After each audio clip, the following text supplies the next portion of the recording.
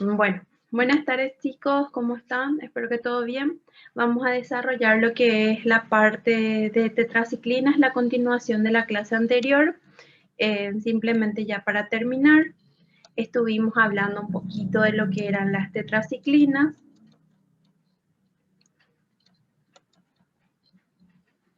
Y su vida media, por ejemplo. En cuanto a las tetraciclinas, en la parte de generalidades, vimos ciertos detalles bastante interesantes. Con qué se puede combinar, con qué fármacos no se debe de combinar, con qué fármacos es incompatible en su mayoría de sus clasificaciones, con su mayoría de características. Entonces es bastante importante que vayamos recordando esas cosas.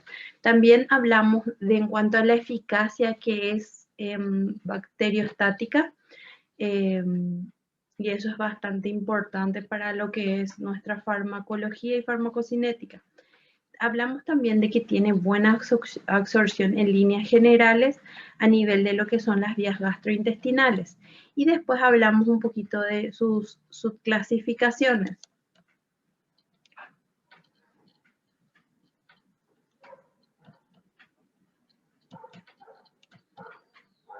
En cuanto a la interacción, hablamos de las que las tetraciclinas son incompatibles con este grupo, que es bastante interesante, y hablamos también de que se puede potenciar lo que es su actividad a través del uso o combinación con otros grupos farmacológicos. Entonces hablamos, por ejemplo, de las sulfonamidas, de la tirosina, de la tiamulina, que son bastante interesantes utilizar para el tratamiento de lo que es pasteurela, entre otros tipos de afecciones. Después hablamos un poquito también de otros grupos farmacológicos, que es la oxitetraciclina. Lo que bastante recalcamos en lo que es el grupo de la oxitetraciclina es que es un fármaco que por lo general se suele utilizar mucho en los establecimientos y en diferentes lugares, que es un fármaco bastante utilizado.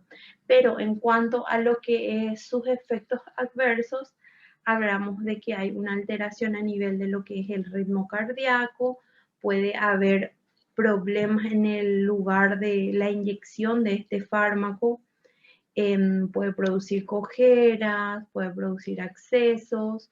Entonces es bastante interesante puntualizar esto, incluso dependiendo de si hay alguna lesión en algún nervio, usualmente el popliteo, podemos tener cojera, incluso parálisis flácida permanente. Hablamos también de que la oxitetraciclina es químicamente incompatible con la aminocasina y a los aminoglúcidos. Ustedes todavía no dieron lo que es la parte aminoglúcidos. Vamos a dar cuáles son el grupo de aminoglúcidos y cuáles son el grupo de glucocorticoides. Pero acá está mencionando de que es incompatible con lo que es el grupo de las penicilinas, especialmente la G.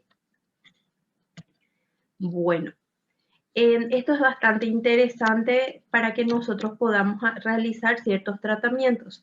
Entonces yo les mostré, por ejemplo, que para realizar el tratamiento de cierta patología, entonces se puede utilizar, por ejemplo, amoxidal plus, ¿verdad? O se puede usar plasmodex. Entonces, estos fármacos están combinados con otro tipo de antibióticos. En este caso podemos combinar, por ejemplo, un alfa-amilasa con una amoxicilina, o podemos combinar lo que es una sulfonamida con lo que es una amoxicilina. Entonces son combinaciones estratégicas que tenemos a nivel del mercado para el tratamiento de ciertas patologías. Hablamos también y les mostré un fármaco que es de bastante distribución a nivel del mercado, que viene en polvo, que son las tetraciclinas, que vienen combinados con, por ejemplo, vitamina A, vitamina B, vitamina D, entre otras combinaciones. Y venía combinado también con un grupo de sulfas, que era bastante interesante. Después tenemos la doxiciclina, que hablamos un chiquitito en qué grupos es bastante activo y qué contraindicación tenemos con relación a este fármaco en específico y cuáles son las interacciones en las cuales nosotros tenemos que tener mucho cuidado para utilizar. Después hablamos del cloranfenicol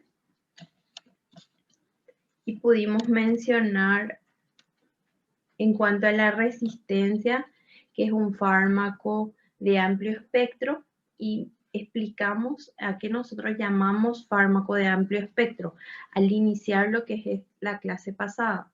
Hablamos de que decimos que un fármaco es de amplio espectro cuando tiene funcionalidad contra lo que es el grupo gram positivo y gram negativo en cierta medida.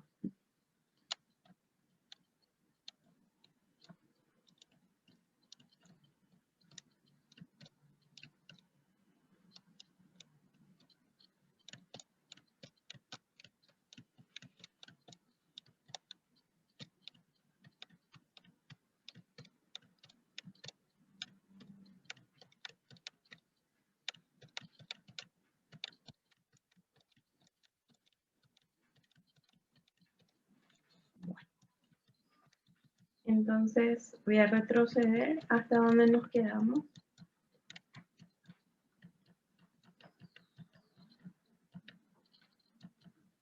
Profe, Sí, ¿cuál era la diferencia entre bactericida y bacteriostático? No me acuerdo.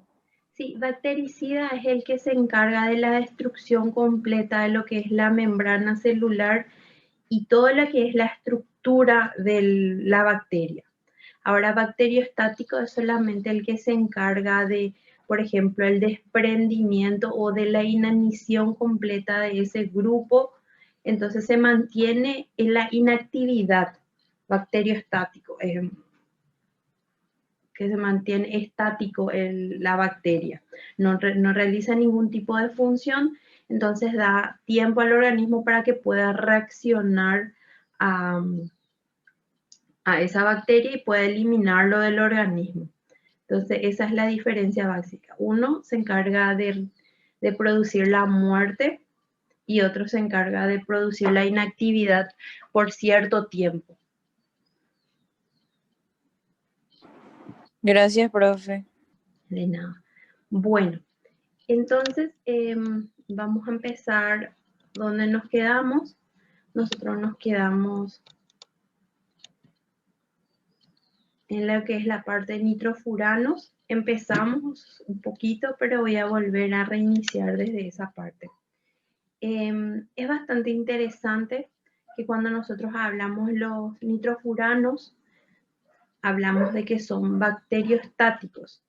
Entonces, cuando nosotros hablamos, otra vez repitiendo un poco, de lo que son fármacos antibacterianos, tenemos dos grupos, los bacteriostáticos y lo que son bactericidas. Cuando hablamos de un efecto bacteriostático, es aquel el que no produce la muerte de la bacteria, solamente impide lo que es su reproducción. La bacteria de esta forma envejece y muere sin dejar descendencia, o sea, no hay esa replicación. Estas sustancias por lo general suelen ser inofensivas para lo que es el organismo. Nosotros tenemos varios grupos de fármacos bacteriostáticos y hay diferencias claves entre lo que son los bactericidas. El bactericida, como ya dije, produce o provoca la muerte de la bacteria de manera irreversible. En cambio, el bacteriostático destruye o mata de cierta manera lo que es el crecimiento, entonces estas no pueden reproducirse dentro del organismo ni fuera de él. Bueno, los nitrofuranos entonces son bacteriostáticos y en dosis altas actúan como bactericidas. Es bastante interesante que presentan dos mecanismos de acción sobre las bacterias. Primero que nada, inhiben el metabolismo de carbohidratos, así como yo hablé. Uno de los grupos, lo que es, se evita